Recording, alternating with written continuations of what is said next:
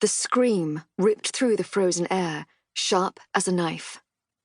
Liston Bradshaw sat bolt upright in bed, his quick breaths misting in the freezing air.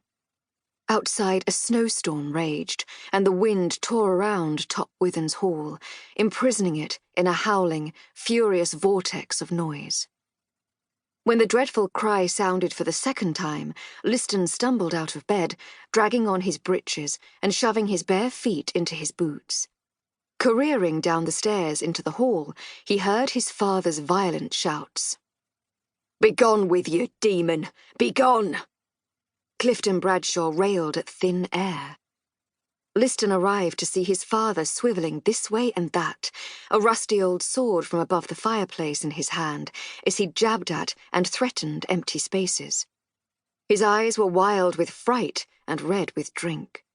The hounds barked madly at his side, in turn cowering from and snarling at some invisible threat. "Show yourself, and let me fight you!" "What is it, Pa?"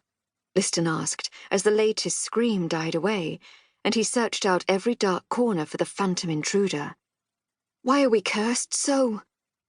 "I'm mortal afraid that she has come back to claim my soul," Clifton told his son, his voice trembling. "Who? Is there someone outside?" Liston went to the door, grabbing a poker from the fireplace. "There's no one outside, fool," Bradshaw spat.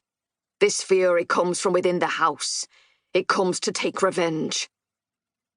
When the wailing came again, it was heavy with a piercing, plaintive sorrow that soaked the very air in grief. His father was right. There was no mistaking it. The cries were coming from the oldest part of the house, from the rooms that his father had shut up on the day Liston's mother died, and none had set foot in them since. "Mary." Bradshaw's face crumbled as he spoke his dead wife's name aloud, dragging the sword across the stone flags. "Mary, why do you hate me so? Please, I beg you, tell me what you want from me." "Pa?" Liston called after him uncertainly. "Are you coming, or will you be a milksop all your life?" Liston swallowed his misgivings and followed his father into the perfect dark. The dull jangle of heavy keys, the clunk of the stiff lock opening, and the creak of the old door echoed in the night, and Liston held his breath. His mother's mausoleum had been unlocked. The rush of air that greeted them was stiff with ice. Liston shuddered as he stepped over the threshold into the old house. 13 years since his mother had gone to God. 13 years since his father had shut off these rooms, keeping the only key on his belt at all times, even when he slept. In all that time there had been no fire in the grate, not even a candle lit at the window. It was as cold and silent as the grave. "Mary?" Liston was stunned to hear his father's voice thick with raw and bloody sorrow. "Mary, is it you? Are you coming back to me, my darling? Mary, answer me."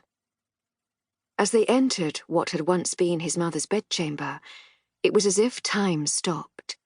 The storm quietened in an instant, and suddenly every corner was lit up by the full moon, almost as bright as day. The ancient box bed crouched in the corner, as if it might pounce at any moment. The few things that his mother had owned were still laid out on the dressing table, and a howling wind swept in through a shuttered window, leaving jagged, frosted shards glinting in the moonlight. What had happened here?